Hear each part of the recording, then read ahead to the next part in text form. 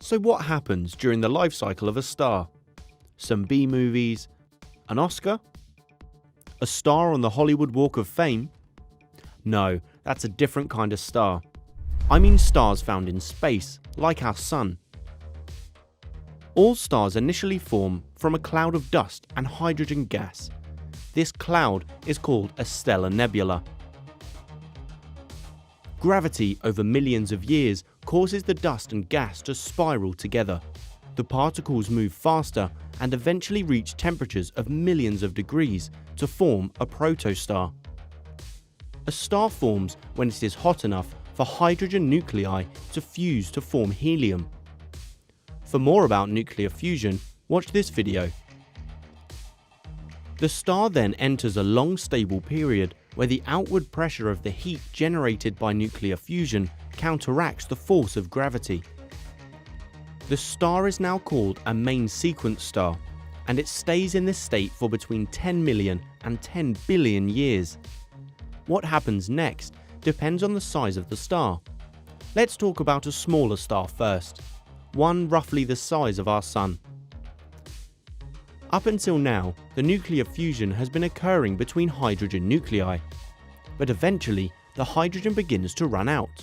Now the outward force of fusion is less than the inward force of gravity.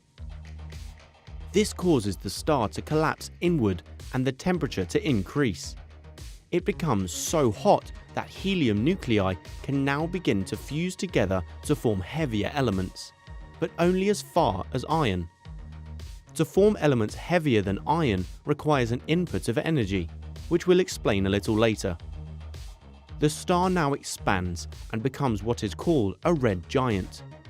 When our Sun becomes a red giant, it will expand to such a size as to engulf the 3 inner planets. Next, fusion of helium in the red giant will eventually stop.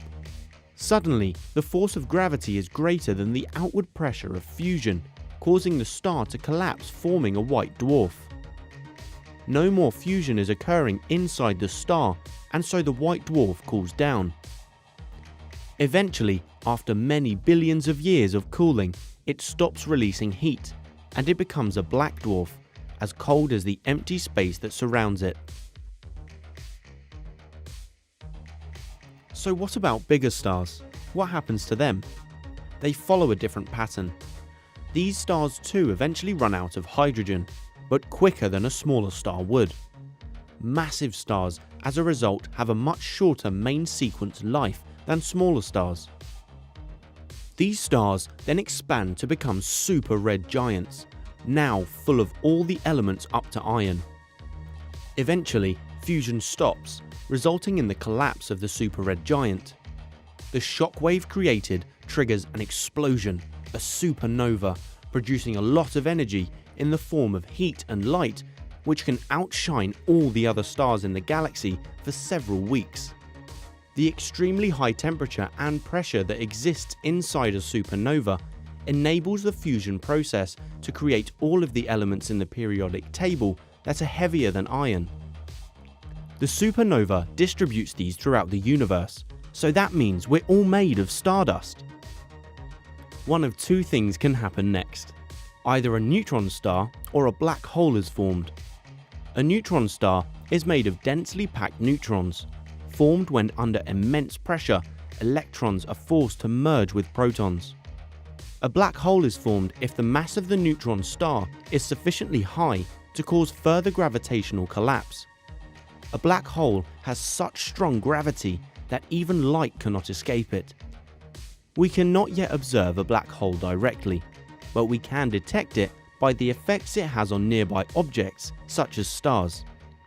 Now that's one star-studded life cycle. If you liked the video, give it a thumbs up and don't forget to subscribe. Comment below if you have any questions. Why not check out our FuseSchool app as well? Until next time.